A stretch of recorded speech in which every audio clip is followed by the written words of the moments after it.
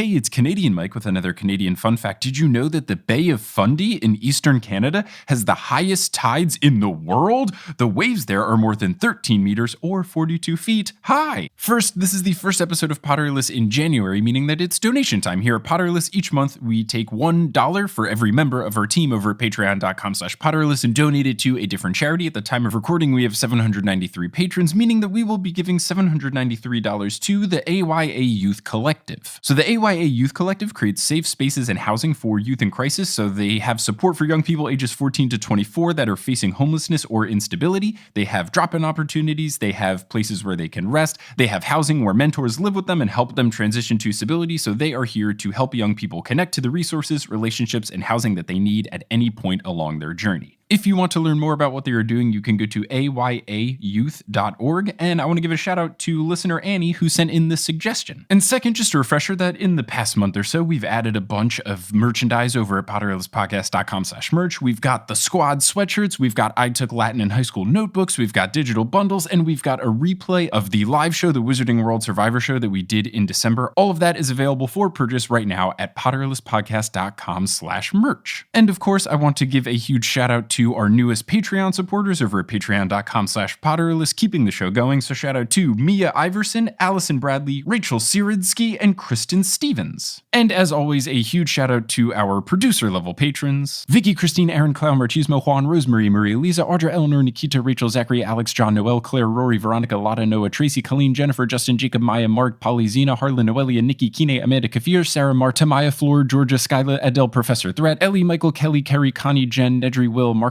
Marique, Ashton, Brittany, Phelan, the Meadows family, Ginny, Heather, Kevin, Jarl, Peta, Jan, Callahan, Leah, Bella, Melanie, Becca, Rees, Adam, Joseph, Lily's mom, Madison, Tonks, Sabrina, Sophia, Farzan, Melanie, Matt, Okamahime, Boney Pony, Kelsey, Rike, Taylor, Megan, Riley, Laurel, Erica, Miranda, Landon, Kendra, Natanya, Yogan, Darcy, Sandra, Craig, Leor, Demi, Michelle, Callista, Jennifer, Henrique, Delkis, Katrina, Casey, Megan, Zat, Jack, Sophia, Dane, Robin, Chick, Mermaid, Dedikin, Zalaria, Gregory, Stan, Kawkaw, Nina, Ribbon, Brittany, Ashley, Gavin, Jack, Serenity, Emily, Haley, Sabrina, Jenna, Laura, Gila, Eileen, Annette, Kirsten, Hufflepuff, Brett, Hunter, Mary, Artemis, Trans People are People, Samantha, Nina, Tatiana, Taylor, Karis, Vomit Spiders, Tony, Joe, Punkfish, Rochelle, Wire Warrior, Catherine, Steamed Nuggets, and Can't I Potter? Who never forget that they're in Canada, so when they keep Googling conversion rates of dollars to other currencies, they're actually getting conversion rates of Canadian dollars to other currencies, and all the work that they did previously was incorrect. If you want to be like one of these amazing patrons and get access to bonus episodes, I just did a bonus episode where I retook the Sporkle Top 200 quiz, so if you want to hear a bonus episode of me struggling to remember the names of Harry Potter characters for a couple minutes, it's a fun time, and that's available. You could also get access to director's commentary and monthly live streams and a whole bunch more. All of that lives at patreon.com/Potterless. But without further ado, let's get into episode 158 of Potterless, a very special interview, a new series that I'm calling Hi, where I interview different people involved in the production of Puffs. And this first interview is with Matt Cox, the writer of Puffs.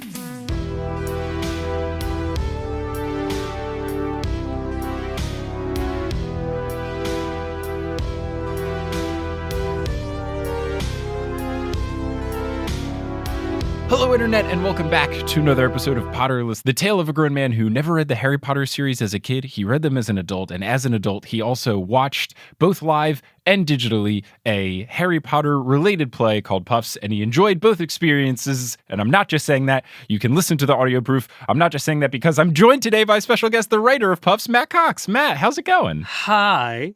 It's going great. Thanks for having me. Thanks for being here. I'm excited with how quickly everyone from Puffs responded to my requests for interviews and how excited everyone was to do it, which is not a common place for me. I'm usually used to asking Harry Potter related people, hi, would you like to be on the show? And then not getting responses. So the fact that everyone was like, yeah, we're down makes me really happy. It's 2020. It's nice to have something to do. And also, we actively always sought to be to assemble a nice bunch of Puffs in real life as well. So I think that hopefully contributes to that. Yeah, from my email interactions with everyone, it seems great. And I have a bunch of interviews scheduled for this week. You are the first. I thought it would be great to start with the man behind the writing of the play itself. And I would just like to get into some questions that I had while watching the show, while looking up some of the history of the show. And one of the things I saw when I was looking things up is that you originally wrote the show and it was performed at the People's Improv Theater here in New York, the Pit, which I I've performed at, and that is a very different vibe than what the show has grown to become. So I guess from that original run where it was supposed to be just a 5-night run, right? That became 8 months long.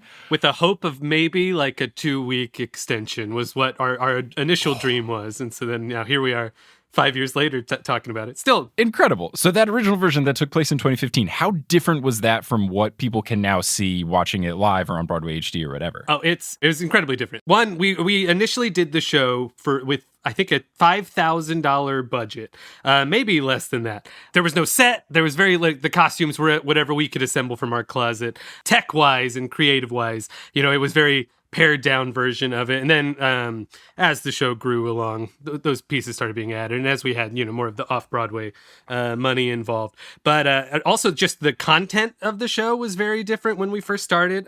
So just like the brief history of how that all even came to be. We had done another show at the Pit called Kapowie Go-Go, which was like a 5-hour nerd odyssey that was kind of a send-up of like Pokemon and Dragon Ball Z and the Final Fantasy games and Star Wars and all that kind of stuff. It was like a 3-part play. And it had run there like once or twice a month for 7 or 8 months. Eventually, about halfway through that run, we started thinking about what would be next. And actually, Steve Stout, one of the original producers, and he plays Ernie Mac, he sort of turned to me and slyly asked, like, what's next? And 2 days before, I had been sitting on a train, a subway, going to like a friend's holiday party or something like that, as we did in 2015, 2014. Mm-hmm. And I had that initial idea of just, wouldn't it have been absolutely terrible to be another student at that magic school? And then it was a quick it's like, well, if we're going to focus on the other kids getting an education, it might as well be about the Puffs. So I told him that idea, and then because we had a relationship with the Pit, we sort of pitched it to them, and that's how we got that initial 5-week run. But yeah, the show was really just night and day from what you saw. There was plot differences were abounded, like Xavier was actually evil and was kind of just dispensed off stage. It was incredibly different. I could sit here and list. I think I've pushed some of the old versions of the show out of my mind. Like the bones of what it eventually became were there. And even after the Pit, a lot of even the show at New World Stages is the architecture is sort of like the reason we have the doors the way they are is because those are the Pit's doors. That Maddie Bundy sort of kept that going. Also because, doors are very funny. You need doors. We didn't even go from the Pit to New World Stages. We also did a version of the show at a theater called the Electra Theater off Broadway, which I don't think exists anymore. It was a part of Times Scare, if you remember that. Oh. Yeah. And that was another version, though, where we kind of they had an architecture in place that involved those like sliding doors. So that's when those became integrated in the show, just because they were there and they had to be. So the show evolved a lot. That's the short answer of the long answer I just gave you. No, that's great. I love that you wrote it on the subway, because recently I was watching the Netflix Song Exploder, and Lin-Manuel Miranda explained that he wrote Wait for It. He came up with the idea on the subway as well. So clearly just New York subways is just where playwrights get all of their best ideas. You're just sitting there. You got nothing else to do other than listen to something or think of something or look at people doing weird things. So yeah, no, I can understand that from a creative perspective, as well as a people doing weird things on the subway, because I used to edit my podcast religiously on the subway, just getting to and from, and I would be the frantic person of not using like a wireless headphone because there was a little bit of a delay. So I'd have these big clunky headphones that I'm wearing right now. And then as I'm one stop away, furiously undoing them and putting them in the case and trying to shove them in my bag. It is a marvel that I never missed a stop or have had my backpack stolen from me on the subway. So when you started out, you're at the Pit. It grows to be an 8-month situation. At what point does it go from being, oh, it's this cute little thing that we've done at the Pit, to, oh, now we're on off-Broadway and theaters are giving us contracts to put on the show for extended upon times? Yeah. Was the biggest jump in content from Pit to off-Broadway, or did that already happen? No, so those first few performances, I think that even our very first performance was sold out, which was unexpected. The thing that kind of happened is that the internet got a hold of the idea, which was kind of the hope always of like, a show about the Puffs. I always use our own vernacular because I just trained myself to not say the real words. Honestly, very, very smart decision. And I will get to questions about that as well, because I'm very interested in all of the skirting. Great. Yeah. We'll get chat. All the secrets. Yeah. So by our second or third show, there was an article in like a French newspaper where we learned the word for Hufflepuffs was Poufsouffle. No way. Which was a delight to just see that all over the thing. Even within those very first few shows where we had a lot of people coming, which was a shock and a surprise, and a wonderful shock and a surprise, we had already sort of had a contact with a producing company called Tilted Windmills. We took a little break to kind of reconfigure the show after the first few performances, and they came to the one right after that, which was, fun fact, the show that the New York Times came and reviewed, and is actually the worst performance that the show ever had. Of course. Yeah, my computer, because I did the sound design sort of by necessity, just because we all sort of dipped our hands and toes in other, like Maddie Bundy did the set and the costumes and stuff, and she plays Susie Bones, and I did sound design, wrote it, blah, blah, blah. My computer had crashed and completely erased everything the week before that, and so New York Times saw a version of the show that was hobbled together, and where I had forgot that Jay Finch died and he didn't have a death sound. Fun times. But so they had seen before that, and they had already kind of optioned the show, and so within that first like month or so, the off-Broadway dreams had sort of already been set in motion. And so from then on, we kind of ended up treating the pit run in a very different way than you normally would a show, which is, you have a preview period and you hit an opening date and then you never futz with it or change it again. The pit run just kind of became a constantly evolving version of the show where we just kept experimenting with what is the best version of this story. And I happened, because I ran the sound as well during the initial period of time, I sat on a little ledge up there at the pit and was able to just kind of gauge jokes and like, oh, well, that didn't work. Or, oh, wouldn't it be fun to try out this second step of that same bit or this third beat of that? And so I would kind of go backstage and not go backstage, but like the night before the next show, type something out, send to the actors, be like, oh, let's try this that night. Because the show, especially at the pit, was very much more of a sketchy comedy show, and throughout that run then we kept trying to figure out what is the version of this that feels more like a play, that's more of a complete story for the stage, which was kind of nice. We also did a workshop version of it at the University of Florida. Oh, go Gator. To kind of test some of those ideas. That's great. Yeah, it feels almost like when a stand-up comedian is refining their act before the big recorded HBO Netflix special. So that's cool that you got that opportunity to do it at the pit. Yeah, there's so many terrible jokes that happened at the pit that should never be seen again. There's one, we had Puff's Nights shows there as well, because we had a couple of like 11 o'clock slots, I want to say, or like 10 o'clock at night. And one of those shows, I think it was one of our smaller crowds, I tried the losing point sound, which is currently, this like Inception-y bit. I instead replaced it with the Willy Wonka, you lose. And it was not a peep from the audience. I would have laughed very hard at that. No joke, in the recording of the first episode, the one that just went live today, there were discussions about Willy Wonka and Augustus Gloop and that particular you lose conversation. So clearly we're on the same wavelength of thinking that is very funny in any circumstance. Perfect. Maybe I should have kept it. But I think that some of the cast hadn't heard it either. And so it was just like a bit of a shock on stage. People's reaction. And I was the butt of the joke that evening, for sure. Now, you had just mentioned that the sound design is something that you had a hand in. And my guest on the episodes that we launched so far about Puffs was Katie, and she had a copy of the script, and it mentioned in the intro that there's a lot of sound design stuff, and you wrote it from a sound designer's perspective. So for me, and hopefully more than one other person listening to the podcast, for someone that doesn't know what that means, writing it from a sound designer perspective, how does that make writing a play different than just, I don't know, from a writer's perspective? This is how knowledgeable I am. I actually don't think I did write it from a sound designer's perspective. Yeah. Okay, cool. Fair enough. I get it. I mean, it's more, I kind of just do the sound design out of necessity, not quite, but it is just, we like to keep it close within our group of people. I more write from like an actor's, improviser's perspective. And so the one way I tend to use my sound designs, because I mostly only sound design things that I write, as sort of a way of adding like an extra character who has a hand in the timing and bits within that. And so I more come at it from a perspective just how to use this other sense sort of as an integral part of the show that, helps with the pacing and the ups and downs of the energy and whatnot. Yeah, it's like when people say their favorite character in Sex and the City is New York. Exactly. My favorite character in Puffs is the sound. I'd love to meet that person because what an interesting person. But I mean, it does help with a show that is so quick and has so much going on. The sound does do a lot to make sure that you are knowing what's happening, making scene changes more clear. I can understand it for a play that is run at such a high speed, having something to ground it a bit makes sense. Yeah.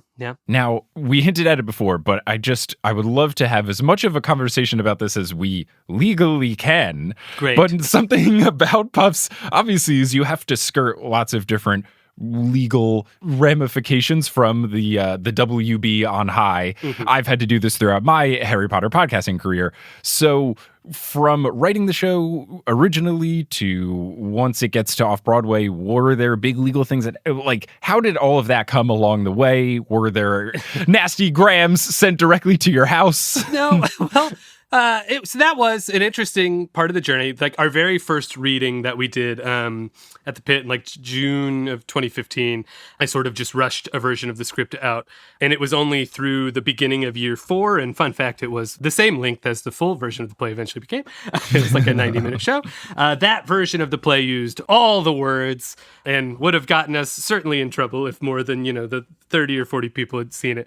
And it was after that it was kind of like, oh yeah, we can't do that. And so we kind of just looked at everything that came before us, especially within this fandom that is fan-created materials that are out there to be experienced, so like Harry Potter musical and other fan videos that are out there, like the Snape series and the James Potter series, just to see what they were able to do.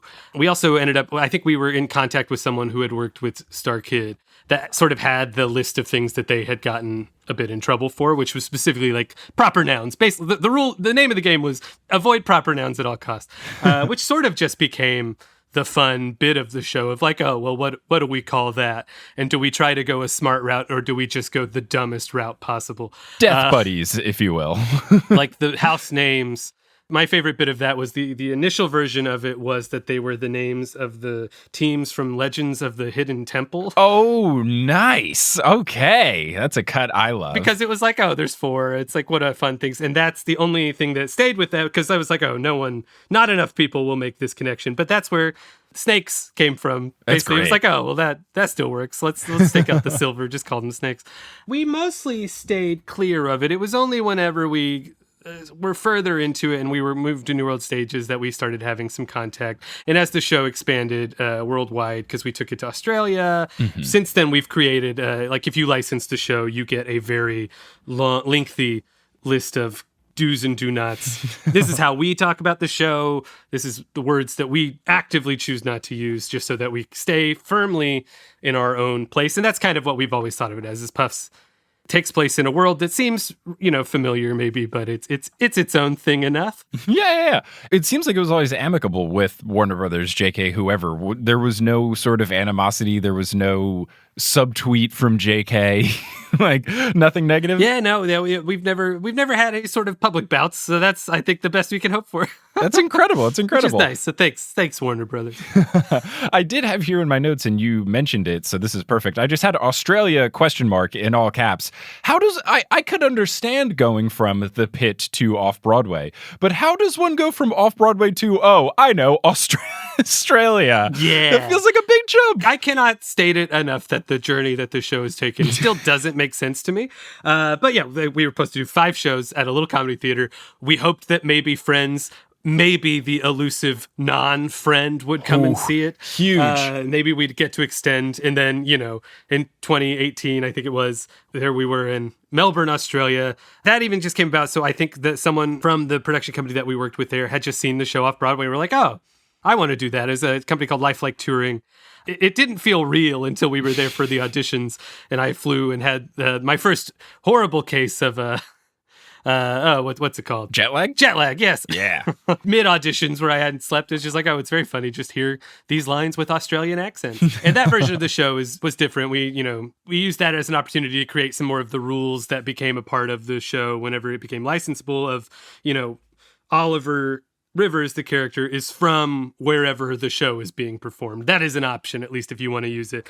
And he's specifically from whatever city is nearby is considered the worst. Yeah, as someone born and raised in New Jersey, I was slightly offended, but now that I live in New York, we clarified the difference between capital and capital J New Jersey, the concept, and lowercase j New Jersey, which is, I don't want to go all the way to Hoboken to go to my friend's party.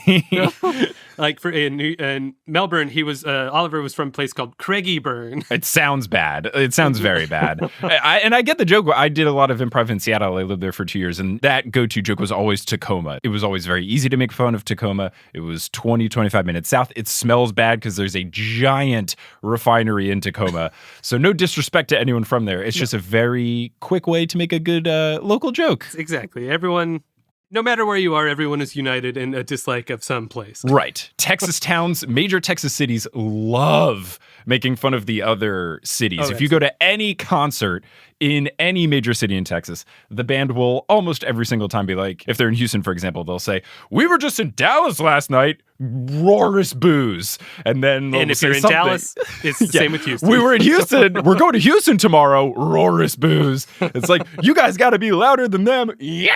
Like every time without fail. So I could get it. I appreciate it. Yeah. Even though my home state was the butt of the original joke. The Australian version was its own little beast, and it was very fun. And that's even why the 2-act version of the show exists, is because they wanted us to add in intermissions for concessions purposes. And so we were like, I guess we could throw in an intermission. They also call field trips excursions. That's way more fun. And so at that one moment, instead of yelling field trip, everyone just yelled excursion. It was a delight. It was a weird little delight. That's beautiful. That is beautiful, Past Mike. Hey, it's me, Editing Mike. How's it going, everyone? Now, I would like to take you, Past Mike, on an excursion of my own, and that's to a little segment that we like to call Wingardium Adridosa.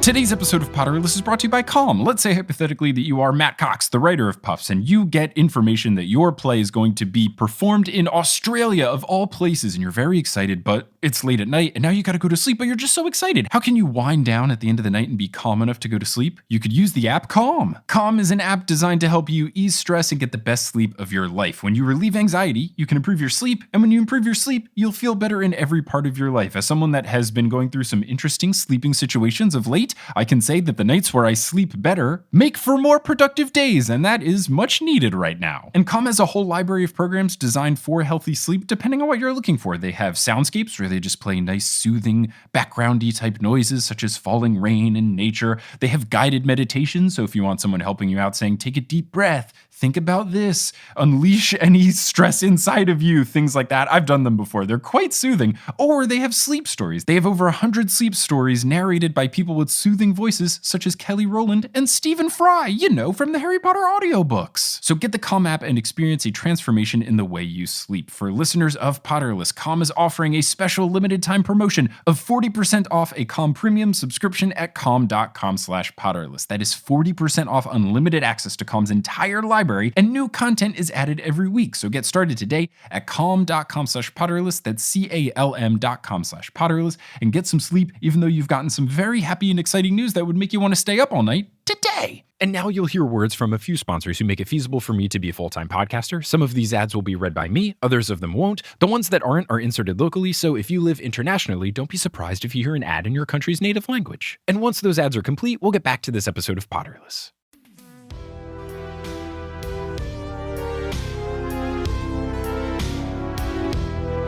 Now, with all the different versions and the licensing, now you could have high schools put on this show and middle schools and all this other stuff. What is it like to see something of your creation just start from something you were making in the basement of a theater in New York City now to where little youngins can put it on? I think that's so fun. We were just a group of friends who made this show together. We're all people who liked each other. I just brought in people that I liked and that I had worked with on other things. And we would even make jokes while we were rehearsing it, especially when we were moving into the off-Broadway version. We started making jokes about what's the high school version of this show? What's the version of the show that has 40 kids in it, where every track is its own separate thing? Not expecting that to be real. And now, we've gotten sent pictures of the 30 cast version. There's one out there where a kid played the snitch. It's just a tiny child in a gold outfit on rollerblades. Incredible. I went home and I actually saw my high school's production of Puffs. Whoa. On the stage that I first started doing theater on, my senior year of high school. I got to see them do Puffs. That is like the theater equivalent of getting your number retired at the gymnasium for being a basketball player, football player, or whatever. They got to like hang your hoodie in the theater rafters or something. Yeah, my show shirt for our production of Robin Hood. Yeah.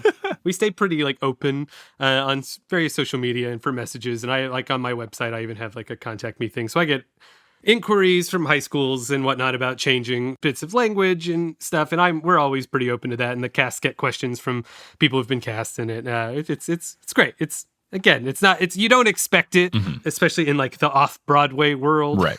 Because we were all very firmly in like off Broadway. We did shows downtown quite a bit. That's how all of us met, or doing improv. And so especially when you're in the smaller couple 100-seat theaters, you don't expect to become a thing that stretches across the country. But it did. And then to other countries. From that initial idea, it always did feel like something that was tapping into an idea that people would at least be interested in. And I'm glad that has proven to be true. It's incredible. Did anyone ever come to Puffs thinking they were coming to Cursed Child and not realize? We hope not. We are sure it happened. And they must have been so confused. It's like, I thought I heard this show, like they redesigned this theater for multi-millions of dollars, but here I am walking downstairs into this tiny thing. And past the bubble show? All those things seem to be made. Some of that stuff seems to be made out of trash. How interesting. Fun fact, some of it, Madeline Buddy did make it out of trash. It's great. It's great. I saw it at the New World stages. I live pretty close to there, so I passed it a whole bunch, and then finally got to see it. It was my first show that I had seen at those stages. I did not expect how far underground I had to go to get to the theater. There were multiple escalators. Yeah, it's a big place. It's huge. And I lived like very, very close to that theater, and I was just like, where is this? Like, I've walked around this area so much. How does this exist? Like, there's a subway station right here. It's like a bizarre courtyard. There is so much going on, but it's great. So enough about the production of the play. I'd love to talk about specifically writing it, the content in it as well. Mm-hmm. I think one of the most genius things that Puffs does is that it has this wonderful balancing act of making fun of Harry Potter, but not so much so where it's just a straight up parody or just a dunk fest. It is something that took me a very long time to figure out how to do successfully on this comedic Harry Potter podcast. So I appreciate that you guys absolutely nailed it. So what was the key for you to all find out where to draw the line between just making fun of something versus doing it jokingly? Because the way that I view it when watching Puffs is that it's like when you make fun of a sibling or a really close friend where, oh, I make fun of you, but I only do this because we're close and it's okay because you laugh. I'm not actually saying something mean. How did you strike that chord when writing the script? Yeah, I mean, most of the stuff that I write, the few shows that I've done, it's try to walk that fine line between being like earnest and heartfelt and just silly and dumb. And the earnest, heartfelt aspect, though, is like a key part of it because I think it makes an experience of watching something worthwhile because you need to actually care about it. And so when dealing with something that has such a expansive fan base and fandom as the Potter series does, it was just very important that we approached it from a level of there's plenty to poke fun of, but nothing that would be mean really ever. Right. Just because especially when dealing with something where people's like identities are so rooted in, we always wanted to treat that with like utmost care, that we were handling something that people cared about with the same care that they care about it, the level of care that they care about it with. And so, yeah, we just made sure we wanted to never ruin how someone felt about themselves. Makes sense. We also were very particular about making sure that we stayed within the realm of the rules of the world to whatever extent, even though we were, off in our own Puffs land.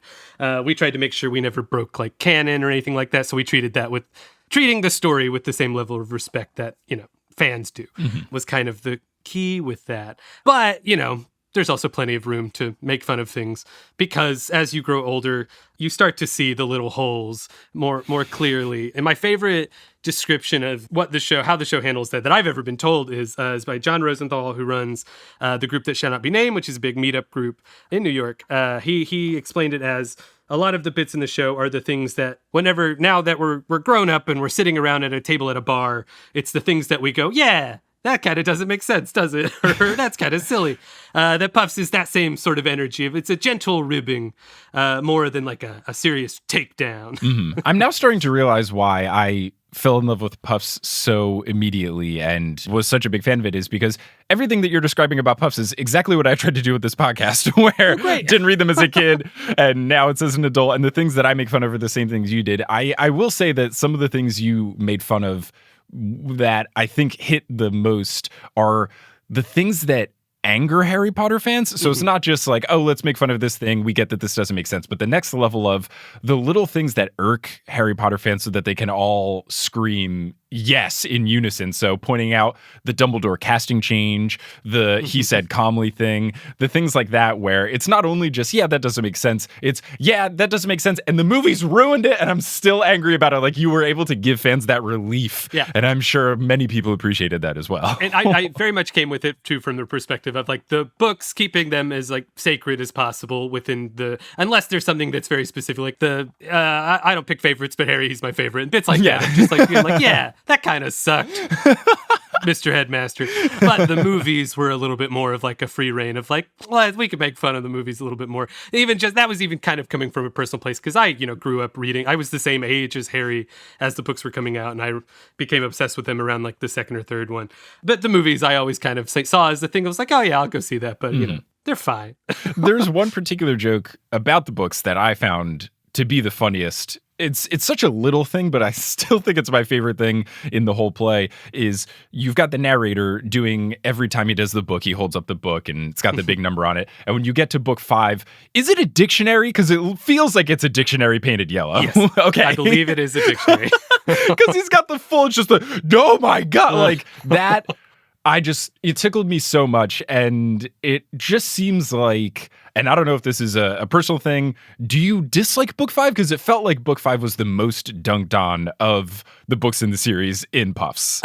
A little, I guess, I know, I like, especially when I did the big reread of to write the show, I read through everything. I was surprised with how much I liked it, because I guess growing up and like with the sort of like pop culture's thoughts of it, I do feel like book 5 was always kind of a dark horse, just because of like not even that it's so angsty and so angst-ridden that it's the one that's hardest to revisit, especially maybe because of how real it feels at times. But now looking at it, it's like, oh, it's one of the best ones by far. But honestly, the real reason of that is just because we spend so much time in year 4, which always was my favorite, that it felt like, in order to communicate to the audience that don't worry, you're not going to be here all night, we have to, like, we just spent 30 minutes on this one year. Let's get through this one as fast as possible. And also, just given it's like the longest one, it was like, oh, let's just make it the shortest. Yeah. It's also the book that deals so much with Harry's inner turmoil as well, that there's the least amount really to do with the Puffs and the least things that we can sort of take away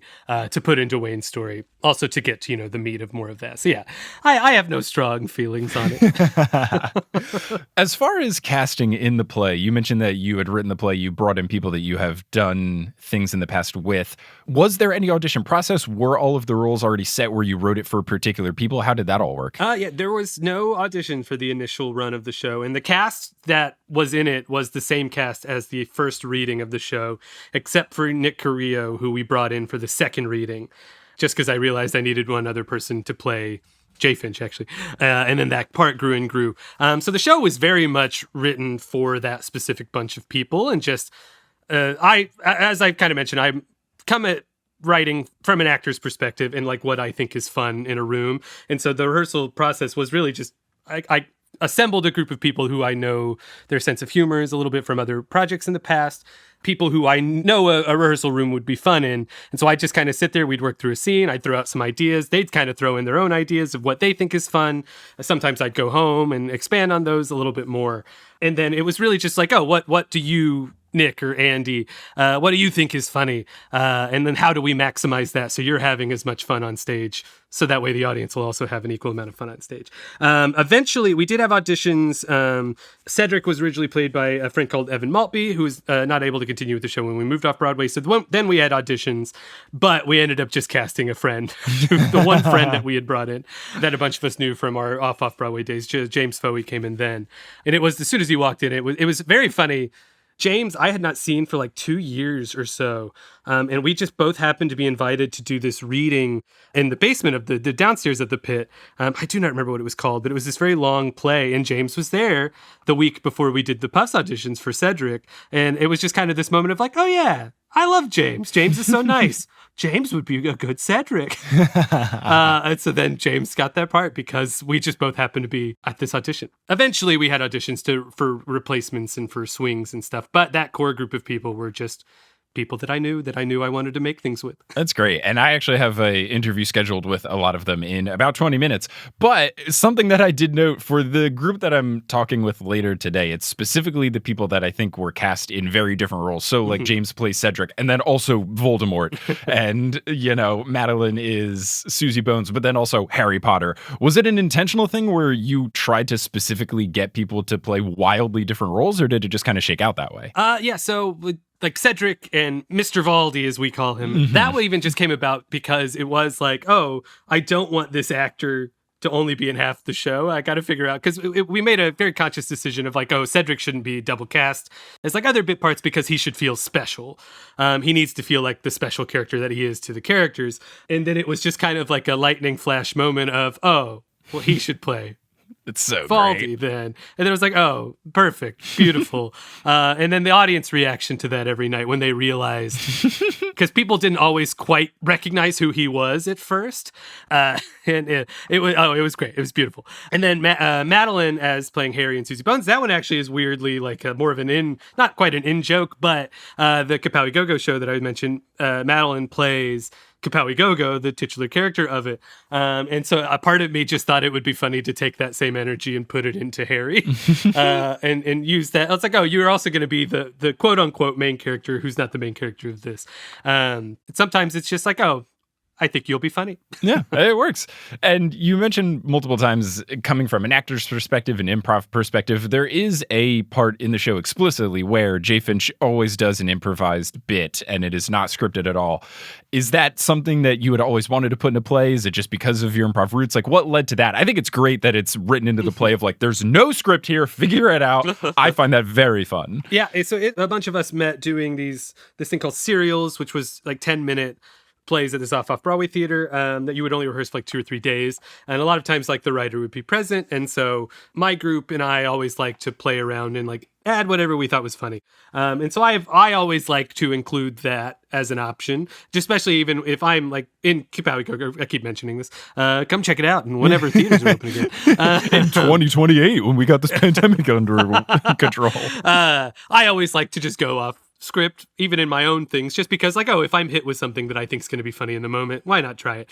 Don't do that, if you're in a play that someone else has written. Never do that. And don't do it in Puffs unless it's a place that says to do it, please. But so specifically, Nick is such a wonderful improviser. We met him through the Pit. Through him, he was an improv opening act for us while we were doing that other show at the Pit. And so it started as, this was what part of like the writing constantly changing when we were rehearsing for the Pit version.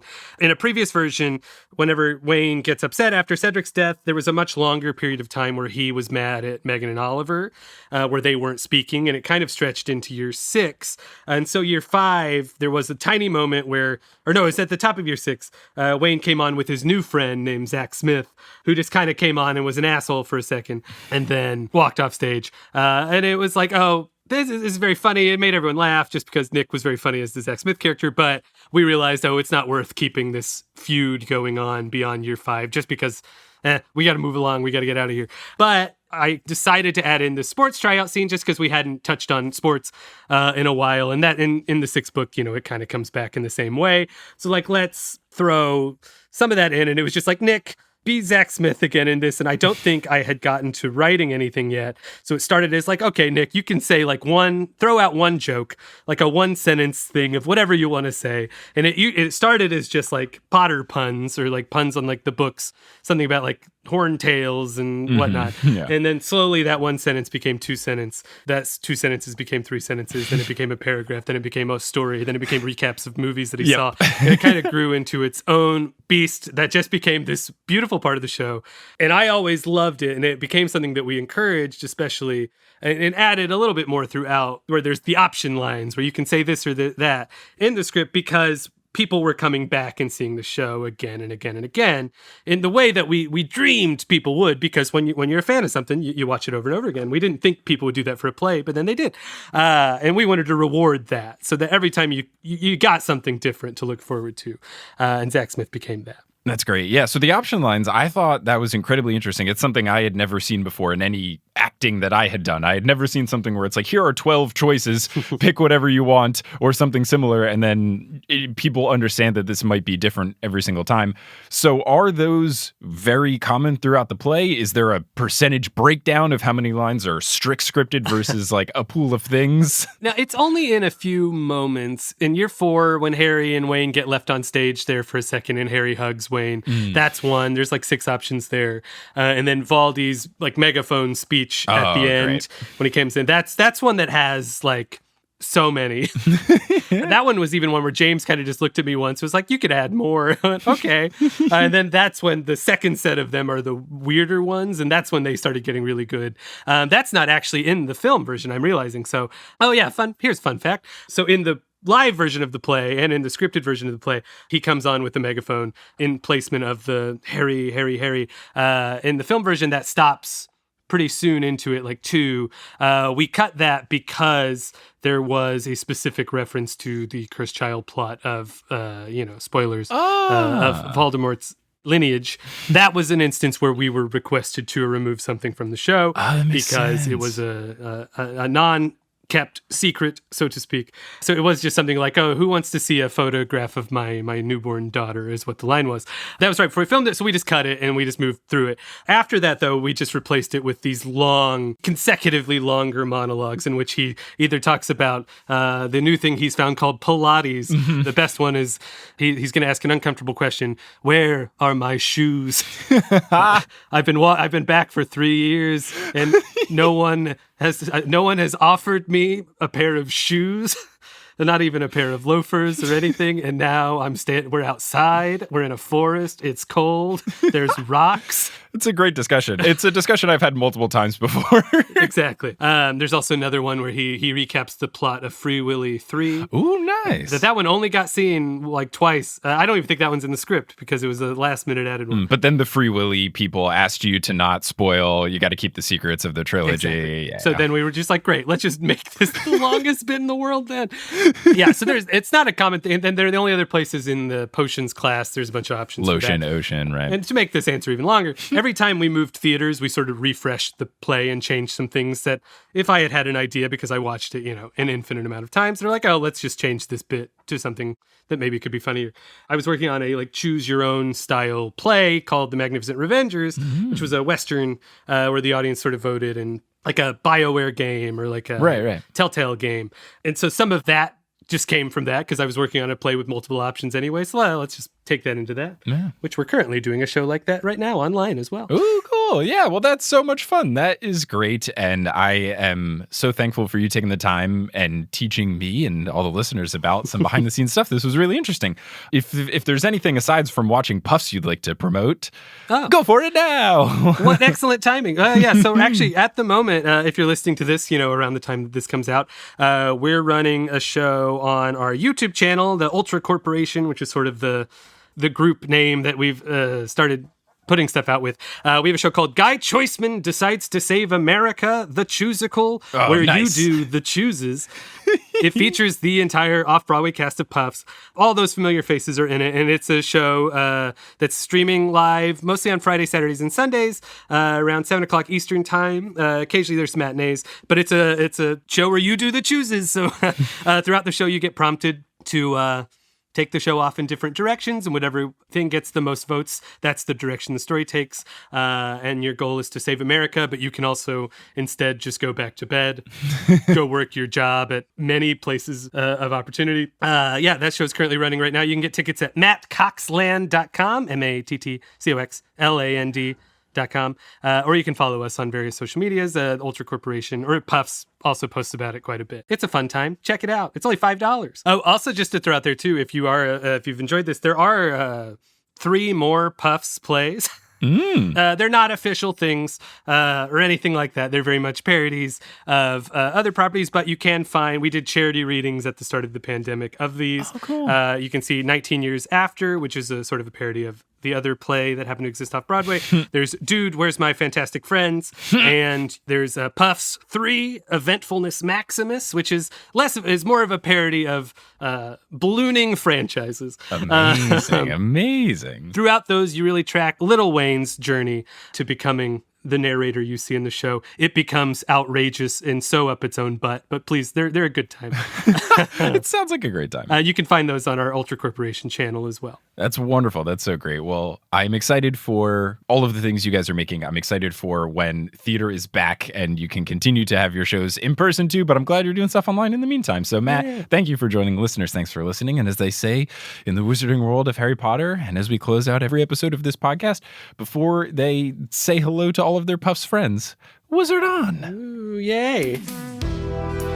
Hey, it's 2021 now. We're here. It's the new year. Maybe you're thinking new year, new me, new podcast created by the new me. If you want to make a new show or you want to refresh the show that you've already created, Multitude has a whole bunch of resources available for free for people making podcasts. So if you go to multitude.production/resources, you can see everything that we've put together and it costs $0. You'll love to see it. Potterless was created by Mike Schubert. It is hosted by Mike Schubert. It is edited by Mike Schubert. It is produced by Mike Schubert, as well as Vicky Garcia, Christine Aaron Johnson, Klaus Lopu, Marchismo, Juan Sanfilio, Rosemary Dash Murray, Lisa C. Keen, Audra Eleanor Curlin, Nikita Power, Rachel Guthrie, Zachary Polito, Alex Consulver, John Cocker, Noel Basile, Claire Spencer, Rory Collier, Veronica Bartova, Lotta Bartova, Noah, Tracy Toya, Colleen, Jennifer Marklew, Justin Montero, Jacob Parrish, Maya Gray, Mark Body, Polly Burge, Zena Rosnowski, Harlan Haskins, Noelia, Nikki Harris, Kine, Amanda Alfor, Kafir Shaltiel, Sarah Shetter, Marta Morrison, Maya, Floor Sake, Georgia Davis, Skylar Lilly, Adele Ryan, Professor Threat, Ellie Hoskov-Chova, Michael David Yordi, Kelly Otilio, Kerry Crumpler, Connie Bienkowski, Jen Went, Nedry OS, Will Huser, Marco Cepeda, Marique Rieger, Ashton Gabrielson, Brittany Gutierrez, Phelan the Meadows family, Ginny from the Block, Heather Langiel, Kevin Stewart, Jarl, Sviven, Pete McGrath, Jen and Rose Daub, Callahan and Darras, Leah Reed, Bella Barlack, Melanie Demi, Becca Spry, Reese Dignan, Adam Graham, Joseph Torp, Lily's mom, Madison, Don't Call Me Nymphadora, Sabrina Balsiger, Sophia Loves Pigs, Farzan Jarabat, Melanie DeGrave, Matt Barger, Okamahime, Boney Pony, Kelsey Gillespie, Rike Mangor Jensen, Taylor Payne, Megan Moon, Riley Kiddes, Laurel Happy, Erica Butler, Miranda, Landon Schwausch, Kendra Hertz, Natanya Page, Yogan Shanley, Darcy Alexandra Harrison, Sandra Rose, Craig McRoberts, Leor Nachum, Demi Lynn, Michelle Spurgeon, Callista Delano, Jennifer Terzian, Henrika Wolf, Delkis, Katrina Smith, Casey Canales, Megan Stempin, Zot, Jack Gitzes, Sophia Leone, Dane Nemcher, Robin Garcia, Chick Parr, Mermaid and her Daddykins, Ilaria Vicentin, Gregory Hughes, The Real Stan Shunpei, Caw Mother Feathers, Nina Jazalik, Ribbon Monstrosity, Brittany Harper, Ashley Sommers, Gavin Miller, Jack Parr, Serenity Allen, Emily Quinlan, Haley Hastings, Sabrina Casanova, Jenny Browers, Laurel, Mazatov Hila, Eileen Gazesh, Annette Pipitone, Kirsten R. Cunningham, Hufflepuff alumni, Brett Clausen, Hunter Gordon, Mary Price, Artemis, Trans People Are People, Samantha McNamara, Nina Campley, Tatiana Schmidtova, Taylor Roberts, Karis Davies, Little Vomit Spiders Running Around, Tony Joe McHufflepuff, Punkfish, Rochelle Mobs, Wire Warrior, Catherine Karolchak, Steamed Nuggets, and Can't I Potter? Web design by Kelly Schubert, and the music is by Bettina Campamadas. If you want to find us on social media, you can at facebook.com/Potterless, twitter.com/PotterlessPod, instagram.com/PotterlessPodcast, and reddit.com/r/Potterless. For any and all information about the show, you can go to PotterlessPodcast.com for bonus content. You go to patreon.com/Potterless, and for merchandise, including the replay of the digital live show that we did this December, you can go to PotterlessPodcast.com/merch. If you want to tell someone about the show, you think of someone that might like it, why don't you reach out, shoot them a message, say, hey, here's this podcast, I think you'll like it, send them a link, or you can leave a rating or review online. Those help a bunch. Thank you again so much for listening, and until next time, as they say in the Wizarding World of Harry Potter, wizard on!